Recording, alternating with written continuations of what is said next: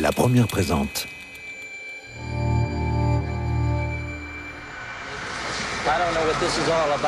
JFK, 60 ans de mystère. Absolute panic here in the basement of Dallas Police Headquarters. Ask not what your country can do for you. Ask what you can do for your country.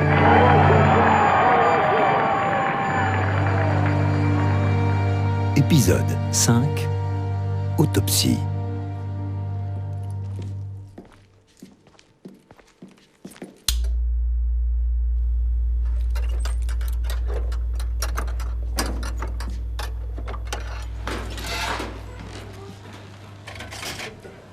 Il est 12h30 ce 22 novembre 1963 lorsque 3 coups de feu retentissent d'Ely Plaza à Dallas.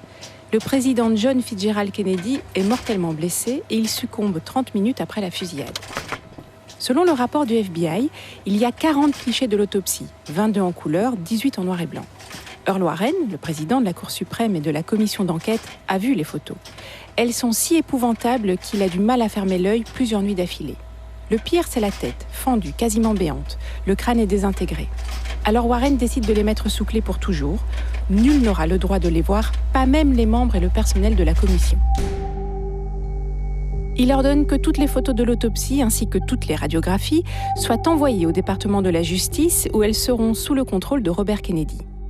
Elles étaient tout bonnement effrayantes. J'en assume l'entière responsabilité, dit Warren qui estime que la commission peut se passer des photos parce que les médecins viennent témoigner et que la commission dispose de leur rapport qui comporte les croquis à main levée des blessures du président. Pourtant, l'autopsie et les rapports d'autopsie sont un autre élément clé de l'assassinat de Kennedy. La commission Warren n'a pas eu accès aux photographies de l'autopsie de Kennedy parce qu'elles étaient trop horribles. Thierry Lenz, historien, auteur du livre « L'assassinat de John Fitzgerald Kennedy ». Alors vous comprenez, ces gens-là qui avaient tous fait la Deuxième Guerre mondiale, ces gens-là, il ne fallait pas leur montrer la photo de Kennedy mort. Et qu'est-ce qui se passe ? C'est qu'on fait réaliser à des artistes des dessins d'après les photos de l'autopsie. Et ce sont ces dessins qui vont être diffusés dans le rapport Warren.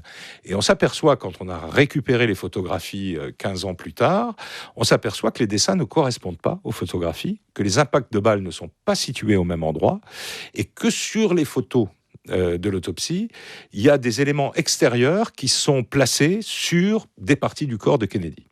Et on ne sait pas pourquoi. Et par ailleurs, les photos du crâne qu'on peut voir aujourd'hui dans les ouvrages, qui sont franchement pas ragoûtantes du tout, ne montrent rien. Voilà, tout simplement, elles ne montrent rien. Arlen Specter fait partie de la commission Warren. Il est à l'origine de la théorie de la balle unique et il s'offusque de tout cela. Il dit alors « Un jour, quelqu'un comparera les clichés avec les dessins et relèvera des erreurs de taille qui affecteront ce témoignage essentiel et les conclusions de la commission. » Pourquoi est-ce qu'ils l'ont fait ? Par décence. Gorian Delpature, journaliste, auteur du documentaire « Kennedy, pourquoi toujours un mystère ?» La famille Kennedy ne voulait pas qu'on montre ce genre de choses, et même si elle ne l'a pas dit à Earl Warren lui-même a considéré que ça ne regardait personne. On est en 1963, on ne va pas montrer les images du cadavre du président Kennedy, dont la tête est quand même bien abîmée. Et donc la commission Warren a décidé de ne pas publier les photos de l'autopsie, ce que les théoriciens du complot lui reproche encore aujourd'hui, mais a publié à la place des dessins. Et c'est vrai que ces dessins ne sont pas d'une perfection médico-légale absolue, on est bien d'accord. Mais il n'y a pas de mystère là derrière. On n'a pas publié les photos de l'autopsie parce qu'on ne voulait juste pas les montrer. Mais tous les éléments de l'autopsie sont dans le rapport. Et puis c'est vrai qu'il y a eu une sorte de petite incompréhension entre le premier rapport du FBI, des agents du FBI ont assisté à l'autopsie, et ont rempli un rapport d'autopsie, mais ce sont des agents du FBI. Ils ont noté à la va-vite ce qu'ils entendaient. Ce n'était pas du tout des coroners, ce n'est pas du tout des médecins légistes. Et de fait, le premier rapport du FBI sur l'autopsie ne correspond pas au rapport de médecin de l'autopsie. Pas parce qu'on a voulu cacher quelque chose, mais parce que les agents du FBI ont noté sans savoir ce qu'ils notaient. Et le rapport d'autopsie ne correspond pas tout à fait au dessin, parce que les dessins sont juste des représentations artistiques de photos d'autopsie qui ne sont pas parfaitement exactes. Mais il n'y a pas de mystère là derrière.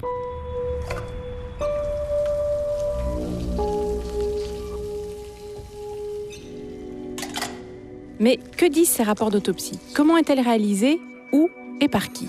La nouvelle est officielle. President Kennedy Le président Kennedy at 1 p.m. est bien mort. Central Standard Time. JFK décède à Dallas, à l'hôpital Parkland. Un homme est mort par balle et selon la loi en vigueur en 1963 au Texas, il doit être autopsié dans l'état où il a été tué. Mais les événements ne se déroulent pas selon les règles. Il n'y a pas de loi fédérale à ce moment-là sur l'assassinat d'un président. Thierry Lenz. C'est vraiment la loi de l'État qui doit s'appliquer. Or, la loi du Texas, elle est limpide, c'est que le mort, il doit être autopsié à l'endroit, au Texas, puisque c'est un meurtre. Le président n'est pas un citoyen extraordinaire à cette époque-là aux États-Unis. Le fait que le Secret Service, qui est en fait le service de protection du président, emmène de force le corps à Washington, a évidemment fait couler beaucoup d'encre. D'ailleurs, ils l'emmènent tellement de force qu'ils sortent leurs armes pour pouvoir extraire le corps de l'hôpital. Sincèrement, moi, je ne pense pas qu'il y ait eu, dès ce moment-là, une volonté délibérée de cacher la vérité. Je pense que simplement, ces gens étaient émus. Ils étaient assez proches de ce président qui était plutôt ce qu'on a longtemps cru qu'il était, c'est-à-dire un playboy vachement jeune, très sympa, cool, en quelque sorte. Et il y avait Jacqueline Kennedy qui était là. On n'allait pas la faire rester à Dallas 2 jours de plus pour qu'il y ait l'autopsie, et ainsi de suite. Donc, je pense que c'est une décision qui a été prise de façon un peu abrupte de cette manière-là, mais c'est vrai que quand même, ça a créé un peu de trouble dans l'enquête.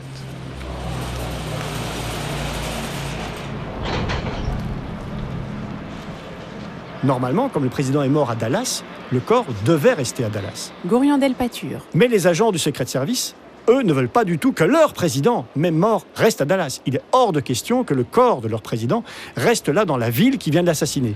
Et ils veulent partir très vite avec le corps, ce qu'ils ne peuvent pas faire.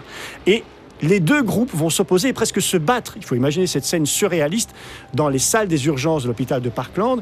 Les médecins de Dallas veulent rester à Dallas avec le corps, et la loi leur donne raison, et les agents de sécurité de Kennedy, qui viennent de Washington, veulent retourner à Washington avec le corps de leur président mort. Ils vont presque se battre, ils vont presque en venir au point, et finalement, c'est le service de sécurité de Kennedy qui va l'emporter, et qui va parvenir à partir avec le corps de John Fitzgerald Kennedy et Jackie qui ne le quitte pas. Que le corps de Kennedy soit extrait de force de Parkland pour être autopsié à Washington fera couler beaucoup d'encre.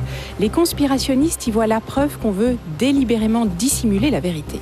Pourtant, Jackie Kennedy, qui est elle-même partisane du complot, a clairement émis son souhait. Elle ne quittera pas Dallas sans le corps de son défunt mari. C'est elle aussi qui choisira l'hôpital en charge d'autopsier le corps de JFK. En fait, tout ça se décide un peu dans la panique. Goriandel Pature. Alors, Jackie Kennedy, elle est dans l'avion, elle est évidemment en deuil, elle n'est pas encore remise du choc, elle a des taches de sang sur son tailleur rose. C'est le médecin de Kennedy, l'amiral Berkeley, qui va lui poser la question, et il lui dit que pour des raisons de sécurité, il faudrait quand même que ce soit un hôpital militaire, c'est quand même plus prudent. Et puis après tout, JFK, c'était le commandant en chef des armées, donc c'est pas inhabituel qu'on fasse ça dans un hôpital militaire. Et il n'y a que 2 hôpitaux militaires à Washington, il y a Bethesda et Walter Reed. Et comme le président était dans la marine, dans la Navy, eh bien Jackie choisit Bethesda. Ce qui est intéressant aussi, c'est que le docteur Berkeley fait croire à Jackie Kennedy que l'autopsie ne va servir qu'à trouver la balle, parce qu'à ce moment-là, on a déjà arrêté Lee Harvey Oswald. Il n'ose pas parler d'autopsie à Jackie Kennedy parce que ça fait dissection et il sent bien que ça passera pas très bien. Il y a 3 médecins en charge de réaliser l'autopsie. Le docteur James Humes, qui est pathologiste senior et directeur des laboratoires à l'école militaire de Bethesda.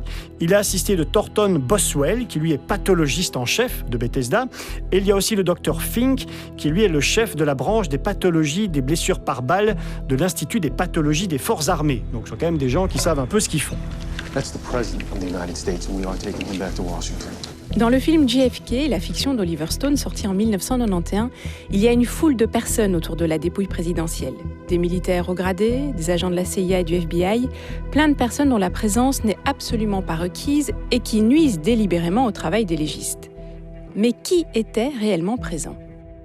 Beaucoup de complotistes considèrent que l'autopsie a été bâclée, complètement gâchée, qu'il y avait beaucoup de gens qui intervenaient pour empêcher les médecins de faire le travail. Alors, ça n'est pas du tout ce qui s'est passé. Goriandel Pature. Est-ce qu'il y a des militaires dans la salle ? Oui, il y en a. Et on a même leur nom.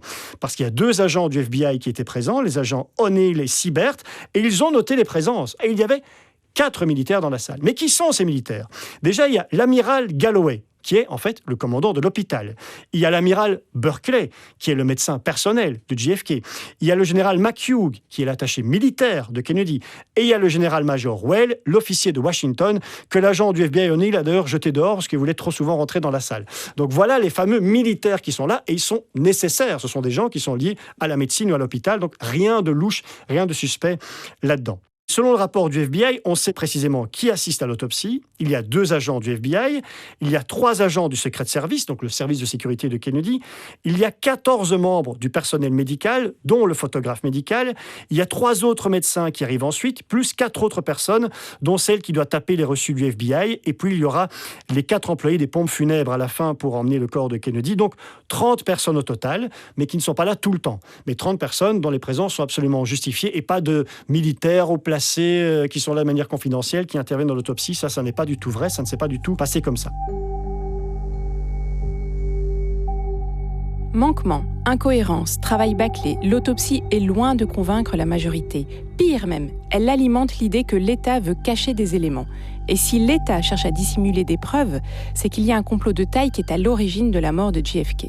Parmi ces éléments, l'équipe de Bethesda n'a pas examiné le cerveau. C'est vrai, mais c'était à la demande de la famille qui a tenu à enterrer le corps de Kennedy avec le cerveau qui sera néanmoins partiellement examiné. Le docteur Humes a détruit les notes prises de l'autopsie. C'est vrai, il a déclaré sous serment avoir brûlé les notes préliminaires de l'autopsie ainsi que la première ébauche du rapport, écrit la nuit du 24 novembre. Il l'a fait car, dit-il, les papiers étaient éclaboussés du sang de Kennedy et il ne voulait pas que ces rapports tachés deviennent une relique macabre. Il affirme avoir préalablement, textuellement tout recopié au propre. Il reste actuellement 3 rapports manuscrits originaux de l'autopsie réalisée à Washington.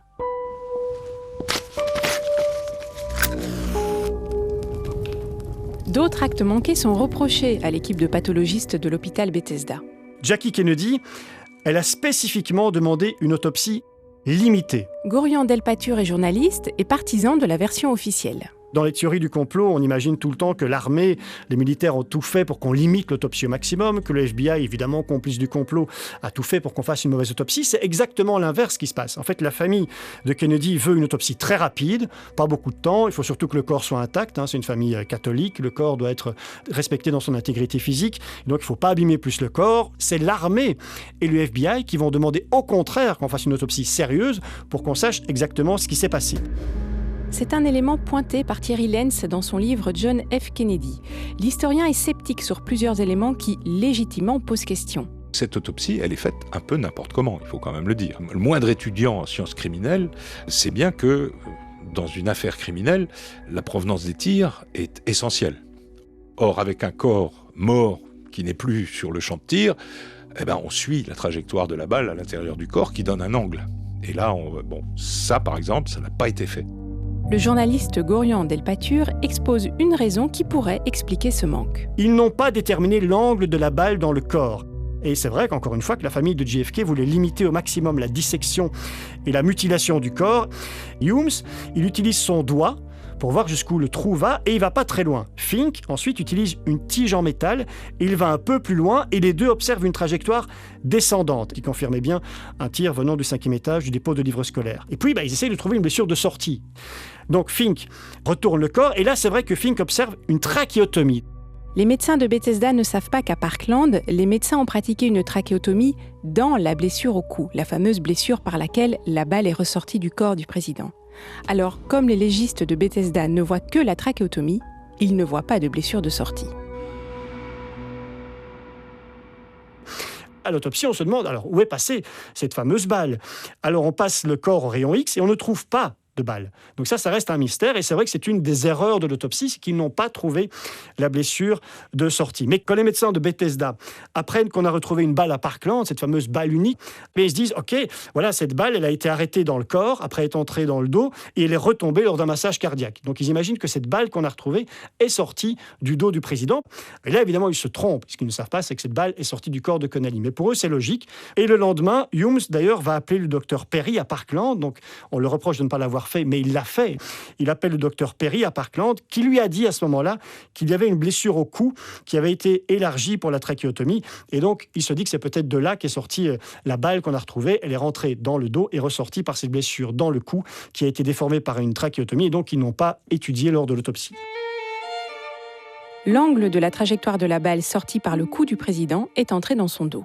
Ensuite, il y a une blessure dans le haut du dos du président à droite. Alors, c'est un trou d'entrée ovale de 7 mm sur 4, juste au-dessus de l'épaule droite du président. De nouveau, c'est un tir qui vient de derrière. Comment on le sait ? Parce que les bords de la blessure sont poussés vers l'intérieur du corps. Et même si les médecins de l'autopsie n'ont pas eu accès aux vêtements, les vêtements du président ont été analysés par le FBI à Washington. Et là, c'est la même chose. Les fibres des vêtements, donc du veston, de la chemise, sont poussées vers l'intérieur. Donc le trou qui se trouve à l'arrière dans le dos du président est bien une blessure d'entrée, il n'y a pas le moindre doute à ce sujet. La balle est donc entrée dans le dos du président, elle effectue une trajectoire descendante. Nous ne connaissons pas l'angle, mais nous savons qu'elle ressort par son cou. Et qu'en est-il de la blessure la plus impressionnante, la blessure à la tête de Kennedy ?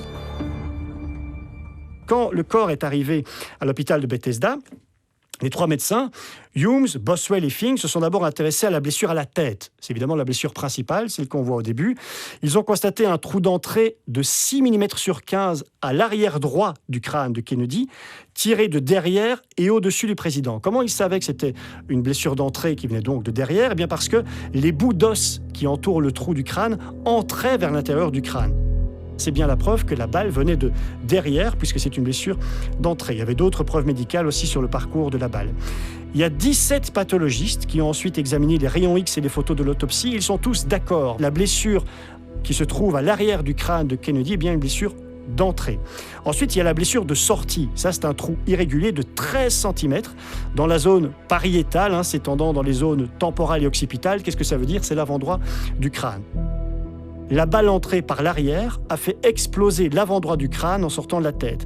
Alors, on a pris évidemment des rayons X de la tête, et les rayons X, ils montraient de multiples morceaux de métal sur le parcours de la balle dans le cerveau du président, partant de l'occiput, donc de l'arrière du crâne, jusqu'au dessus de l'œil droit du président. Et d'ailleurs, sur les rayons X, on voit un morceau un peu plus grand, assez visible au rayon X, juste au-dessus de l'œil droit du président.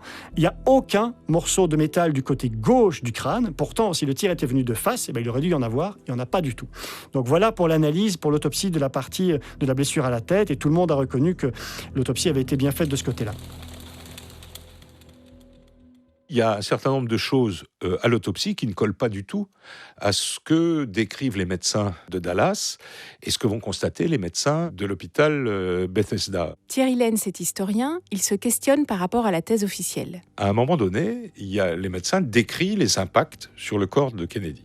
Et le médecin principal montre le devant de son crâne en disant « La deuxième balle est entrée dans la tête du président » en montrant le devant de son crâne. Bon, jusque-là, rien à dire. Et puis il se trouve que plus tard, devant la commission Warren, ce ne sera plus du tout ça qu'il va raconter. C'est-à-dire qu'il va raconter qu'il y a effectivement des blessures terribles, etc.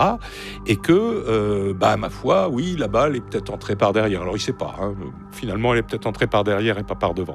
Mais là, il y a déjà une contradiction entre les deux témoignages. C'est vrai qu'on parle aussi beaucoup des témoignages de l'équipe médicale de Parkland. Gorian Delpature est journaliste et partisan de la version officielle. Quand le président arrive à Parkland, il arrive au service des urgences, il y a des médecins, des infirmiers, des soignants qui essayent de lui sauver la vie. Et certains de ces médecins, infirmiers, soignants, encore aujourd'hui, disent qu'ils ont vu, eux, l'arrière du crâne du président qui était ouvert en grand et que pour eux, c'était évidemment un tir de face. Or, on sait, suivant l'autopsie de Bethesda, que ce n'est pas le cas.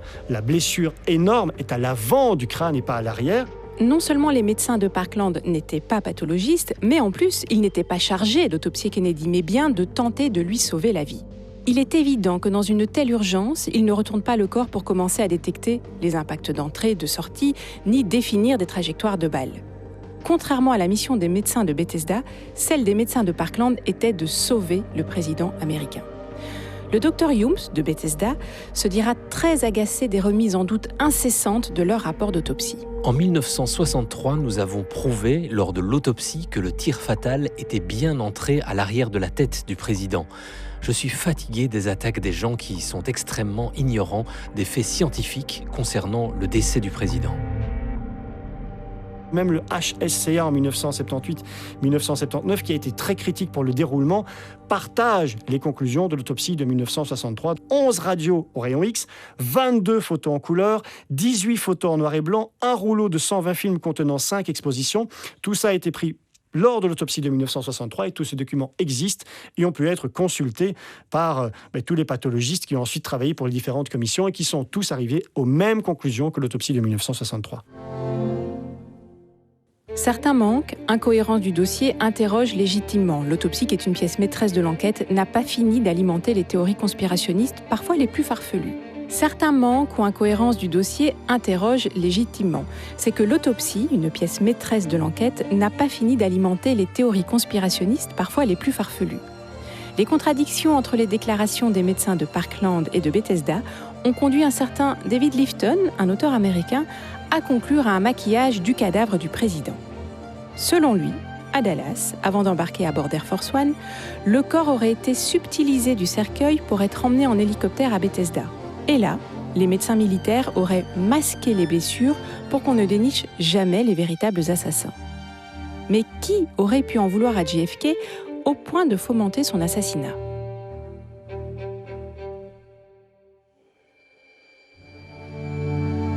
Une série réalisée par Cécile Posse et Bawandine.